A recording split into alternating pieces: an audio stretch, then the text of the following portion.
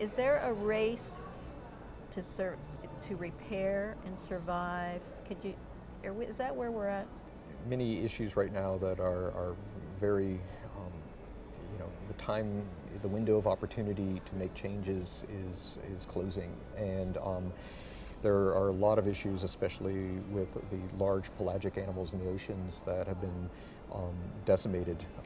Actually, whales right now, in some ways, are more protected than sharks and other species. So there's a lot of the large fish, bluefin tuna, sharks that are being finned, that the populations, have dropped a significant amount since the 1950s, and so, I think most people, a lot of Americans in particular, they feel like if there's, fish sticks in the freezer section at the grocery store, that everything must be fine in the oceans, and they don't really realize that the populations of animals in the ocean are changing significantly, and we're fishing down the food chain, and there's gross changes, massive changes happening, and most people are just unaware that's going on. So Patrick, you've been in settings where many people will never go, and you've been with the whales. Some people might say, hey, look, they have all the oceans. What are we doing out there? Leave them alone. We got our own problems. What do you see that people will never see? I've seen some fantastic things going out and tagging whales in Antarctica and other locations. It's really unique to be able to interact very closely with the animals, and some of the interactions are quite unique, to be able to have large animals coming right up to the edge of a Zodiac boat, and we tag them by using electronic tags with suction cups, and use a small pole and just slap a tag on their back.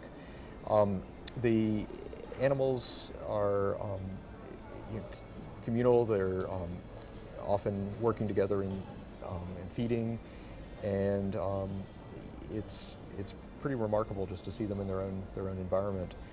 The issues that we see, the problems that we see, are changes in the environment. How much area in the ocean is still providing them the necessary resources. We're concerned that some of the species, even though there are some protections, have been in place for years, the populations haven't been coming back as quickly as we would hope. But there's positive news. We like to be optimistic that we're getting on top of this. Are we the stewards of their world? Oh, most definitely. And right now, there are no truly pristine places left on Earth. I had a issue in Antarctica. It was actually fairly disappointing. I was in a small boat in the middle of nowhere last June, and looked out and saw a ramen noodle wrapper floating on the surface of the ocean in a place that would be supposed to be pristine ocean, and it just kind of reminded you very starkly that humans are influencing even the most remote places, and so our fingerprints are everywhere, and so we do have to take responsibility. What don't I know that's urgent? One of the things that we're finding in the Census Marine Life program we're working on, one of our objectives was not just to find new discoveries, but to find out what we don't know. And what we found is we've collected 30 million records of data in the oceans, but we found a huge portion of the mid-water column in the ocean where we have no information at all. No one's ever sampled. And so 20% of the oceans humans never taken any kind of measurement on. And so that's a massive, massive part of our planet and our biosphere. We know nothing about it. So that's somewhat sobering to think of. What do we need at COP10 for people to break through with? What do you need to get across here? Well, the biggest thing we need right now is political will. The science is emerging. It's going as fast as we can push the science. What is lagging is the political will for people to take actions, and some fairly obvious actions. The ability to define just where important places are in the ocean, so we can start to not even protect them, just manage them, to understand what's the function of one site in the ocean versus another. And right now, people treat the oceans as a big blue pond, and it's all uniform, and you can dump things in it and you can take things out of it, but not really understand all of the heterogeneity, all of the differences in the ocean. And so that's a very, very big issue, and the political will to try to move forward and collaborate and cooperate in the areas that are outside national boundaries is a very big issue, because most of the oceans are beyond national jurisdiction. How do you feel about Obama signing on to be part of a biodiverse world?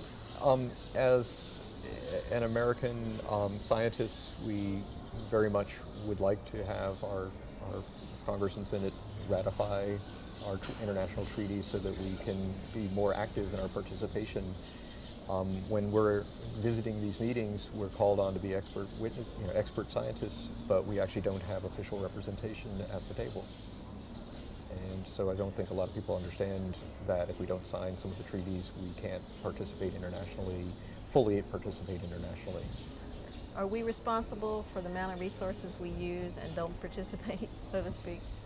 I think not just the U.S., but all nations are, either using significant amounts of resources or continuing to expand their usage of resources.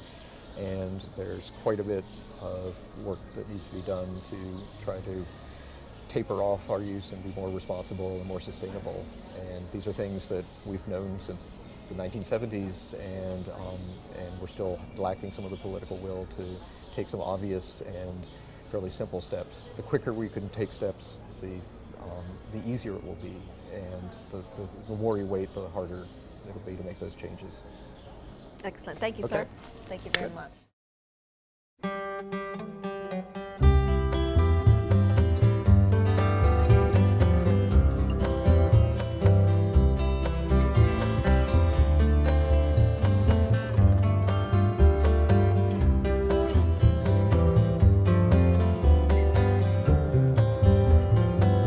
O hana no e ka